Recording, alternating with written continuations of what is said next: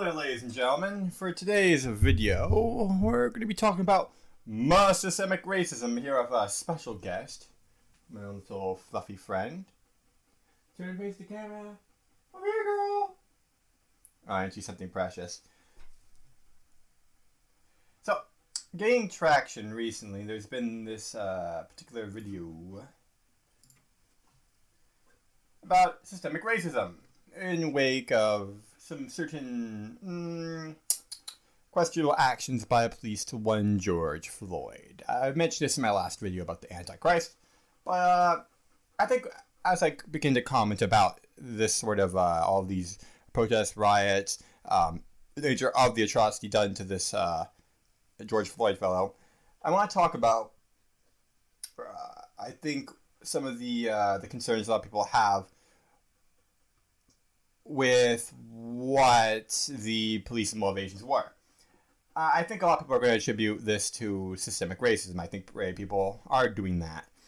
And I want to posit a different take on the situation. Something more fundamental to people, to individuals, as a matter of fact. My contention today is going to be that what transpired a week or two ago wasn't so much systemic racism, but two factors: agency and a lack of accountability, as well as conditions innate to the human condition, if you would. But before I get into those things, let's take a look at what systemic racism actually is, and let's see if it actually applies to what happened a few weeks ago to George Floyd. Without further ado, let's begin.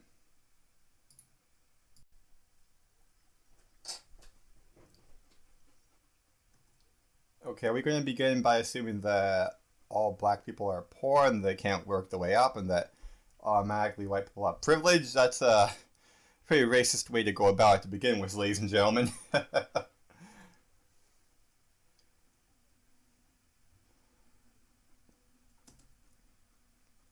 Well, in this hypothetical scenario, no, it wouldn't. In a realistic scenario, though, if he was in a poor neighborhood, though, Jamal would have money pumped up the wazoo. Holy smokes. Because you have to understand, with so much allocated to public schooling in recent times, especially since this is a poor neighborhood, a lot of tax money is diverted to this. What a lot of people don't understand is that it tends to be about lower middle class high schools that are the poorest, come to think of it.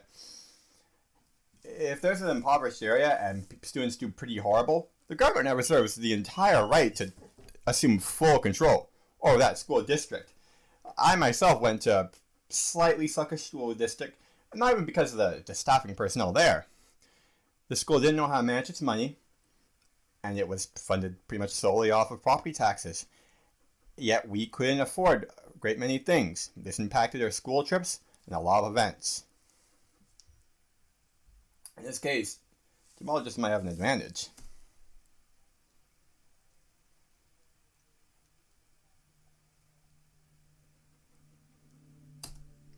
Again, in today's sort of society, though, there are external programs that would be more than happy to help them. In of itself, yeah, the school system, even if it doesn't receive very much money from property taxes, still has outside entities trying to help it out. A lot of people are altruistic.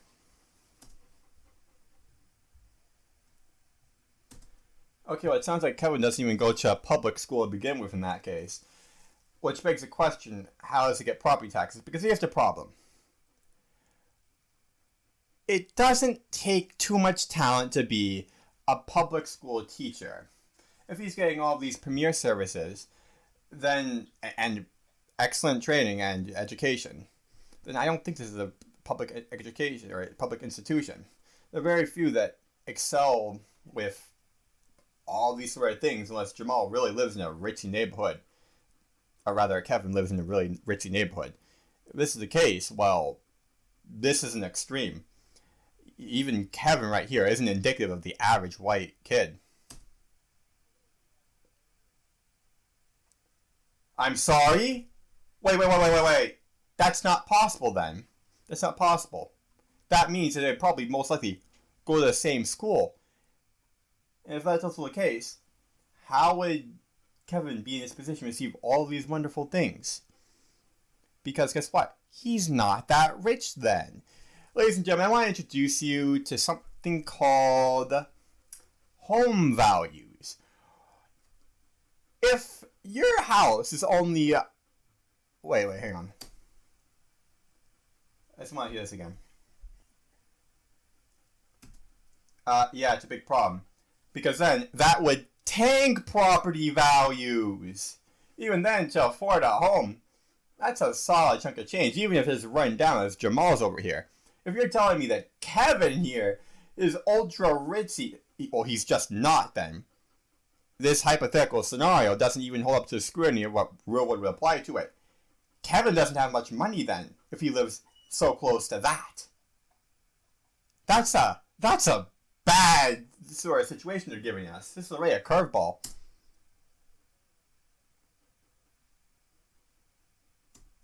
Because this isn't the real world.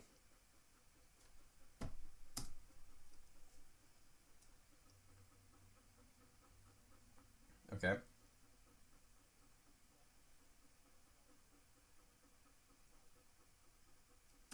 Well, it does seem pretty dubious they would do it solely off the basis of race. We have to remember that the most... How do I say this? Whoever's drawing up these charts, they're obviously looking to make probably the safest investments, I would assume. Why would they put race as the first basis? Unless they're going to claim that all black people are poor. Because it was run line because it's based off of race. You're sure about that one, Chief?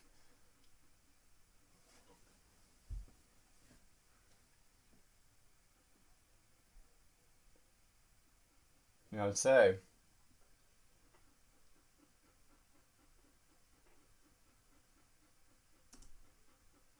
Okay, in that case, Kevin's family, a bunch of high achievers. Because even then, whether or not it is the fact that he's wealthy or not. Now, they claim in the video that Kevin's family is wealthy. I'm not sure what dimension they're living in. Unless Kevin's family, this is what I wanted to expound upon a little bit, goes to a charter school. You would think it would stand to reason then that because they're only a few streets away, they would more than likely go to the same school. This is how typical suburbia works. Even in the urban setting, they don't have schools every few blocks. It's just a sink of money. The only solution then, the only difference then, would be the fact that Kevin is going to charter schools, ladies and gentlemen.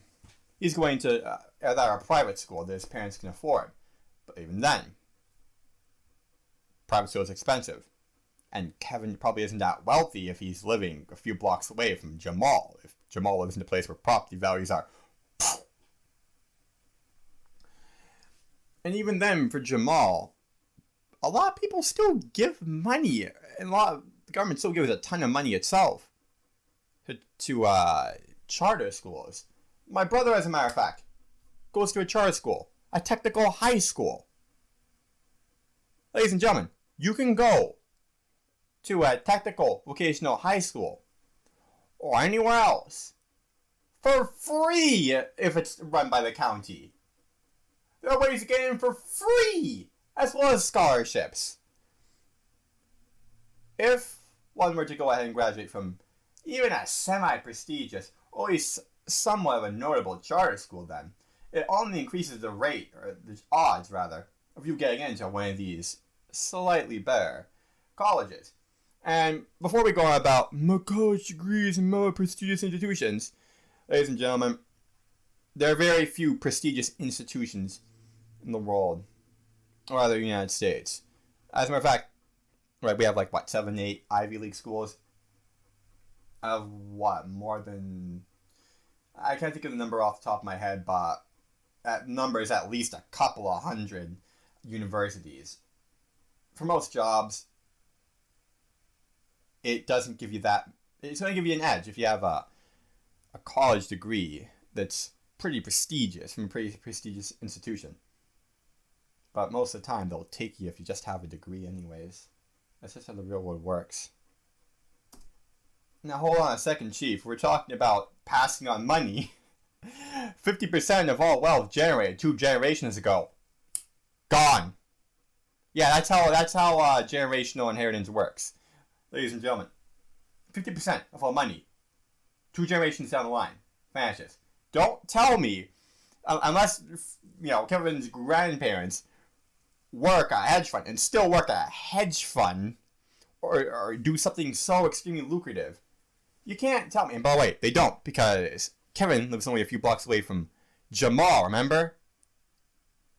How is it that they got such amazing opportunities unless Kevin's parents are doing something? It goes without saying. Wait. They threw the argument.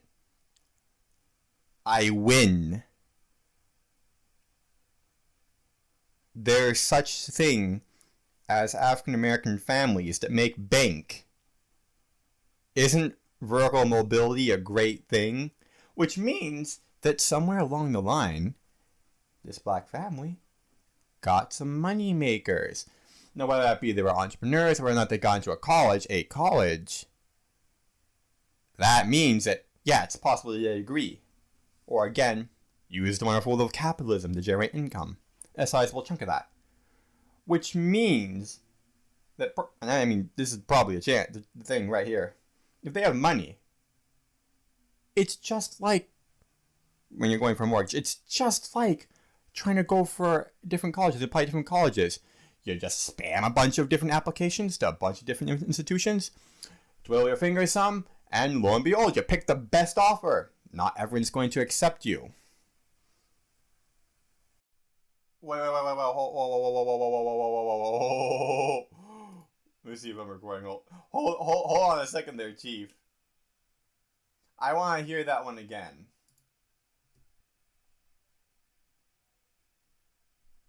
Okay, A, of course it's the New York Times. B, I know you're counting them as aggregates. I know you're counting them as wholes. Because guess what? African Americans nowadays are like what? 13.5% of the population? Yeah, that's a bit of a problem then. Because if the average white American family makes $100, every $5.04 the average African American family makes, do you know what that means? The average family income in the United States wouldn't be like $40,000. That wouldn't be the case. Holy smokes. We'd be a shining metropolis. Yeah, that's unrealistic. And I'm going to address this specifically in post-editing because I'm not going to pull anything up right now. But, dude, I know they're flashing me bogus statistics. What your findings are when it comes to these studies, they're only as good as what you put into them. And I know the world is full of BS. Oh shoot! After they stopped in like the 1980s? By the way, guess what I found? Ta-da! That's right. It's by the Federal Reserve Bank of Chicago. I pulled up the study by them. And do you want to know something special about what it says? Ladies and gentlemen, they lied to you. They lied to you about redlining. Let me read this off to you. In the aftermath of the Great Depression, the federal government undertook dramatic reforms to limit foreclosures and stabilize the housing market. One seemingly innocuous initiative was the overhaul of property appraisal practices. The Homeowners Loan Corporation, HOLC, a now defunct federal agency, drew maps for over 200 cities to document the relative riskiness of lending across neighborhoods. Neighborhoods were classified based on detailed risk-based characteristics including housing age, quality, occupancy, and prices, based off foremost of the homes themselves, not the people. However, non-housing attributes, and this is all secondary, such as race, ethnicity, and immigration status, were influential factors as well. Let me just clarify that for you. That this is tacked on. It's basically like the soft qualification features for college admissions nowadays. Now, I'm not saying that this by any means justifies it, but it does put everything in such a massive perspective, a much different perspective. They told you in the video they did it solely off the basis of race, and I could smell it. I could smell how bogus it was. And lo and behold, these are secondary factors. Not so different from what college admissions are nowadays. Now, since the lowest rated neighborhoods were drawn in red and often had the vast majority of African American residents, these maps have been associated with the so-called practice of redlining, which borrowers are denied access to credit due to the demographic composition of their neighborhood. However, credit was also potentially restricted to neighborhoods scoring in the next lowest neighborhood grade, marked in yellow. That's right, ladies and gentlemen, there's such thing as yellow lining too, which has received much less public and academic attention. To complement the narrative history, we provide novel archival evidence from pre-WW2 Baltimore, showing a drop in private lending and FHA mortgage insurance in low-grade neighborhoods after the creation of the city's policy map. Anyways, to conclude on that, ladies and gentlemen, yeah, this was in response to the Great Depression, so we don't have that nonsense again with people who cannot pay back their investments.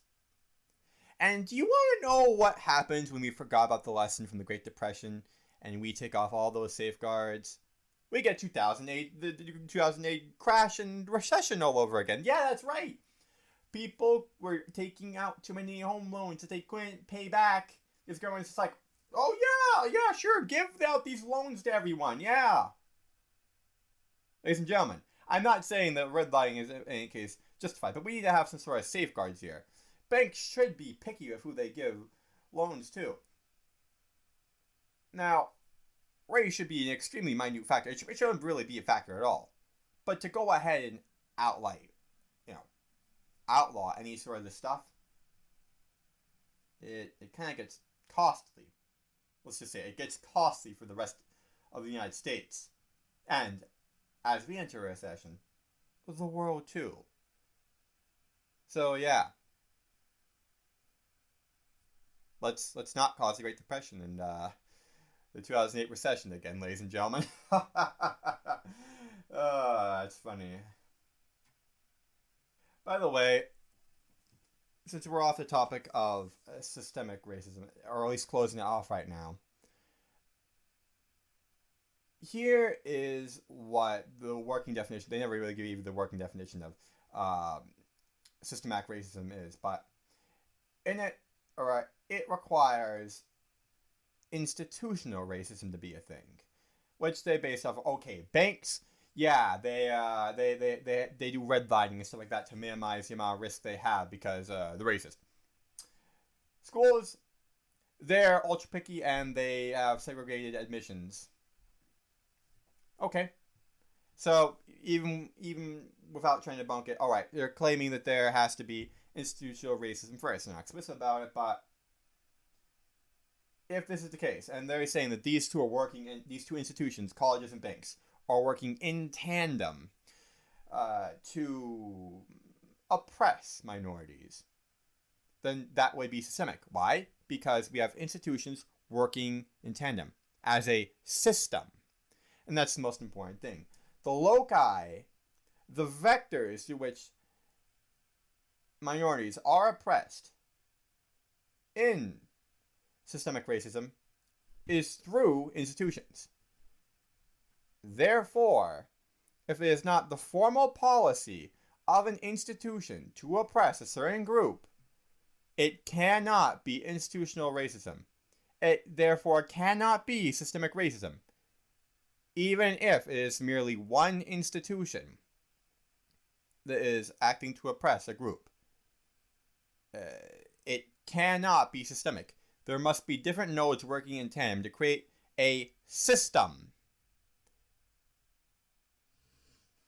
The system must be interfaced or acts upon individuals.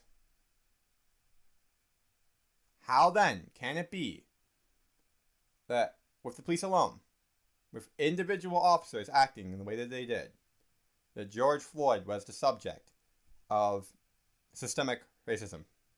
I don't know. But we're going to get to that topic a little bit later. But I do want to call out that it almost disgraces him, and as well as it disgraces the police in ways that it shouldn't. If we want justice for this man, we have to identify what exactly is wrong with the individuals who did this, as well as the institution itself. Right now, it doesn't really even seem like it's the institution itself. We need a way to get rid of these particular players in the system. Rather, how it says, these agents that work for this institution known as the police. Continuing onward. Against all odds, are you sure? Are you sure that things such as affirmative action aren't a thing? And this is to undermine Jamal. As a matter of fact, here's the thing about affirmative action. It may very well undermine Jamal's accomplishments, as well as any of those students are actually worthy to be in seats of those prestigious institutions. It takes all the hard work out of everything. It takes the molding of character, the trial by fire that really creates these premium, very good people. It just gives these rewards to people who may have not actually worked their way to that. And as I contended before, Jamal can go to another school. He can seek out these programs for free. And another thing of concern is that while people aren't talking about Jamal, or while people are talking about Jamal, people aren't talking about, June, for example. How about the Asian kids? Even them, they worked away from the bottom up, and oftentimes Asians tend to get accepted in higher quantities and require larger scores. It's much more competitive for Asians now. So to say that vertical mobility isn't a thing. As a matter of fact, I believe is that even first generation, second generation African immigrants, people that aren't so native to the United States, do better than those African Americans that have been around for generations. There might be something not too much wrong with systems we have in place. We could very well have a problem with our people. Again, knowing what affirmative action kind of secure, especially with now a lot of interest in diversity, not only would it secure Jamal quite a few advantages, but let's say that, yeah, he's not getting his callbacks. The same study they're featuring right here is in regards to ethnic-sounding first names. So really, all Jamal has to do is run down to the courthouse and get a name change. It's not much beyond that. Okay. This graph is a little bit deceptive. It would maybe lead you to believe that blacks are significantly more unemployed. But you know what the difference is right here, according to this? I'm not sure if you can see my cursor, but give or take 3 to 4%. This is not really as big as this video is making out to be. I'm not sure how data this is, but that, at least in recent years, that divide has been closing. Before all this Corona cootie nonsense, historic black unemployment has been at an all-time low. Now, that's been followed by shutting everything down, but it just goes to mention that, it just goes to say that we can very much bridge this divide. As a matter of fact, it has begun to bridge.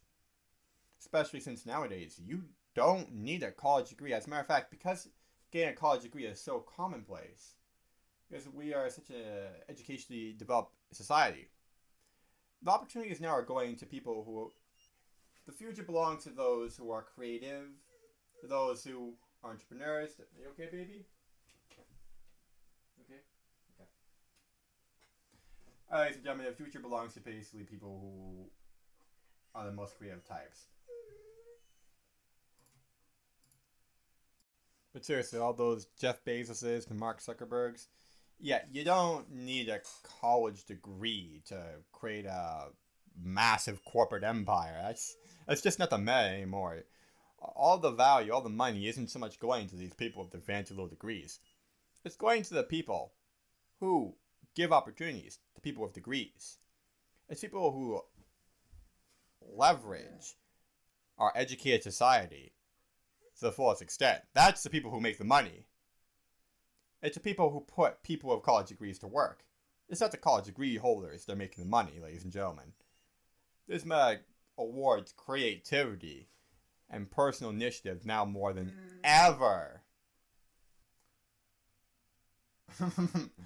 Speaking of implicit bias, I love how many of these dots are more red than blue. That says a lot. Education. Yeah, I do believe it is actually systemic racism, affirmative action, come to think of it. It doesn't really award people who really work hard to get their slot, does it? Incarceration. Do I really need to go over the crime rates per race? Do I really need to go over that? As far as wealth is concerned, yeah, they completely botched the argument. As a matter of fact, it doesn't even hold up to, I don't think, its own scrutiny. They work in there, and it's a part of the argument that blacks can rise above all this. And in fact, yes, I'm a firm believer. Any person of any race, and that's the wonderful thing about capitalism, can rise above their current situation. We see this with first and second generation immigrants. The American dream is very much alive and well. But now more than ever, it's self-made. And that's a good thing. You don't have to rely upon the institution. You don't have to rely upon systems to make you your wealth. You can go out there today and make it your own, with your own vision and purpose. What we have nowadays is actually a wonderful thing. Something that people of past generations would be drooling over. They would gladly have time for this. Today's the day. Now's the time. If at any time. People might be wondering if we're back in the 1960s, worse off with race relations than ever before. Do people actually, do they relate well to their place in the market? Now they can operate as players and effective ones at that. What we have now in this globalistic era, this age of intelligence, is a golden opportunity for whoever is willing to take up the mantle.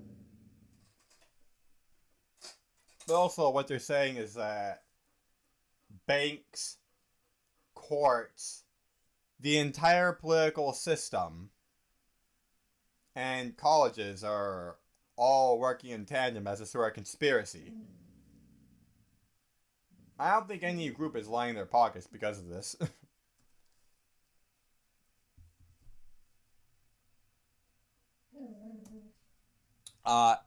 Single, no. Can we pinpoint the players, the specific loci in the system? Absolutely! You just did so right here. It's possible to go after and prosecute these people if they're demonstrably being racist, and we have in the past. But in doing so, we have to understand that when we try to meddle with the system, you okay, girl? When we try to meddle with the system, we can actually beget even more racism, as with things such as affirmative action and giving, again, like some middle income schooling, or schools that are in middle income areas, the shaft, all dumping in a massive waste of money, tons of money to public schools in low income areas that turn out to be pretty useless. This is why I advocate for, again, charter schools. The people who really want to advance, who really want to work their way up, people who are actually dedicated to living a better life, can just go over there to public school, to charter schools, and fulfill their dream. They can be Jamal, be self-made, and not be kept down like the rest.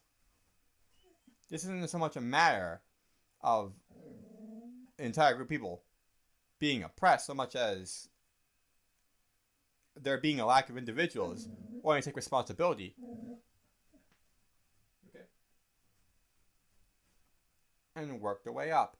And the problem with Kevin here, I haven't addressed Kevin so much, is the fact that, again, not only does more likely like half the time all of his 2 generational past wealth go bye-bye, because Kevin suckles on the breast of fortune and good wealth in his youth, if we want to continue with this faulty example that doesn't actually exist. Again, show me a universe where you are ultra richy, high class, next to destitution land and Poverty'sville that Jamal lives in. Show me an example. Show me a place where that's a thing. The rich and the poor live only just a few blocks away. Kevin's less motivated to actually work his way up. Kevin's more likely to be lazy. He doesn't have to fight for anything. When it comes to that, he's going to be messing around entirely in college. He's going to waste away all those years. He might not even get a useful degree even.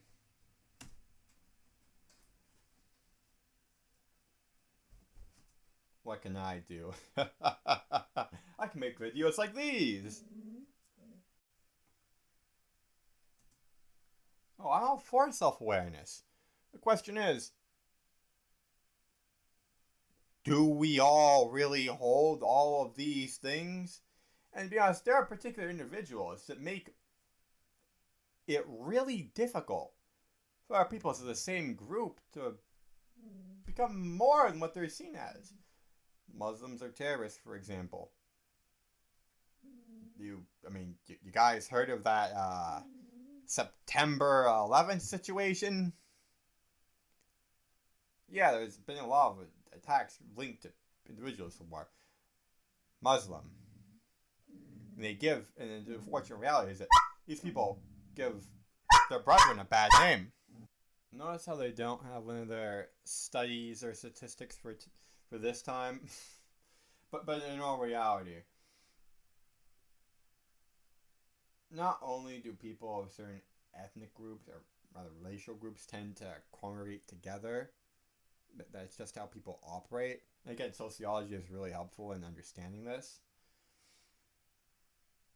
But we've come a pretty long way in getting rid of all these things. And the wonderful thing about American society is that, above all other things, it enshrines and enables the individual. You don't have to constantly, be marked or, like I say this, walk around as like solely as an individual based off an identitarian group. I don't have to walk around and everyone identifies me as Hispanic. Even within American society, people understand each other as much more. And I would contend that colorblindness is the ultimate ideal in combating racism. What the answer isn't is segregating things all over again in the name of retribution, in the name of social justice. And as appalling as it is, this is coming back, ladies and gentlemen. There are anti-racists that are in fact racist. When they are anti-racist, they're not against racism. Anti in this case meaning the replacement of. They're the new racists. Things such as affirmative action. Things such as Jamal's school getting a disproportionately high amount of taxpayer dollars is ultimately untenable. These things aren't only drains upon, the wallets of the American public, even those who are successful within Jamal's own community. It's a drain upon the hearts and souls of everyone who is guilted into caring or actually does legitimately care for Jamal. It's even a drain on Kevin, too. Okay, here's what you do. You do not interface. You do not try... listen, to a certain extent, yes, you can reform the system. But you can only do that so far, for so long, until it becomes... It's the other way in terms of being racist. And we've already seen this. I would contend, again, with affirmative action, the whole 9 yards I'm giving you already. When it comes to having a particular right, there's a requisite that needs to be had. When it comes to having a right or any freedom of any sort, there's a responsibility that has to be undertaken. This is what makes a right distinct from a privilege, where you are obligated to possess these things. Predatory lending, I can't really comment so much on. But again, if we go as far as to say, let's take their systemic racism example further, to reform the police, there's only so much we can do. We cannot go to the extreme of abolishing our boys in blue. As much as I, value curbing their powers in some respects, them having to have warrants to do a great many things, you also have to understand that our boys in blue are what, to a very great degree, keep society in check. Now, when they mention creating more equal opportunities for everyone, that's not equality. It's actually, I think, a more important virtue. That's called equity. Equal treatment. At least from the starting point. Which is, yes, that is very good. What you don't want is equality of outcome, where you, let's say, reward either Kevin or Jamal for making bad decisions by presenting them the same sort of opportunities after that initial set of decisions that they would each other have. That kind of defeats the point of them working their way up. That actually destroys vertical mobility, dragging every person down to the level of the lowest. That's not what creates a successful society. And turning back to the idea of the police, we already have quite a bit of rigorous measures to keep out bad cops. We already have police academies. We already need quite a few recommendations to join a police force, as well as oftentimes a panel interview. It's not easy becoming a cop, nor is it even particularly rewarding even. Oftentimes there is a noble goal of a lot of these officers. Either are, yes, perhaps they are power crazy lunatics. But would you rather have neither of these options when it comes to attempting to quantify how implicitly racist someone is? Something that's already very abstract and hard to gauge. Would you rather trying to screen out, as many people as possible? Because here's the thing: already, it's rough securing funding for police forces. Oftentimes, there's not too many cops in proportion to the size of some of these very large cities. As a matter of fact, the large cities that tend to have the most diverse police forces. So to say that they're institutionally racist, well, that's very questionable, considering that even then, the composition of their agents, and this is important, agency is very important, we're getting into that, the composition of their agents themselves are pretty diverse. Are these institutions holding down or oppressing their own members? Doesn't seem as much as the case anymore now, does it? No, I already made the case why you don't do that. Right, poorer places get all sorts of benefits, especially when they are possessed, when they get repossessed by a state. They get money pumped into their lawsuits. It's ridiculous how much they get.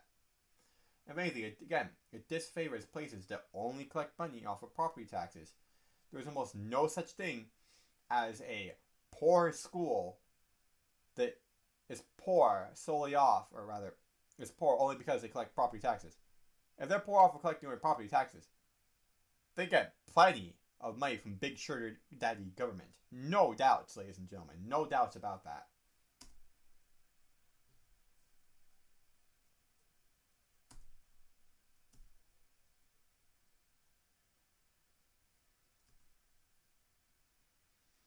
Believe me, give it to charter schools where it's comprised of students that actually want to work their way up, who will use and leverage the opportunities presented to them. That's where the money is best spent. You give the people who are actually going to take your money and put it to good use. Even the parable of those Jesus told about the 3 servants who are given some talents. Even the guy who kind of botched some of his investments was rewarded by the master. Don't be the Muppet who is given talents and buries it and sits on it and does absolutely nothing with it. In the same way, we do not give our money to those people who have talents, and I mean actual talents, not money, but actual talents that don't use them. They're most useless types of people. And quite frankly, in public schools, even to the middle class, lower middle class place that I went to, there were a lot of useless people in my high school.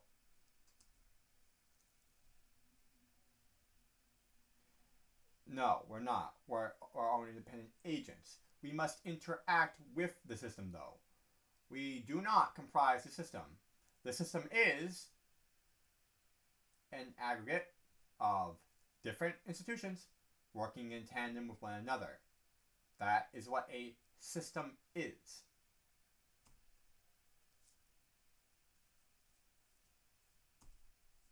Again, we can only go so far as to reform these sort of institutions before they become not what they're made to be. They're not made to, these institutions aren't made to be propagators of social justice. In closing, ladies and gentlemen, the most important thing we can do as individuals isn't even reform the system. It's keep our backs safe from the system, and most importantly, to work independently of it as much as we can. When we size up the system, when we create our own systems, that are of course profitable for us, when we blaze our own path, such as with entrepreneurs and those who, even if you go ahead, get your college degree, you just self-employ you.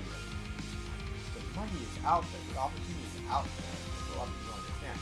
Now more than ever, with everything being so decentralized, we don't need the system anymore.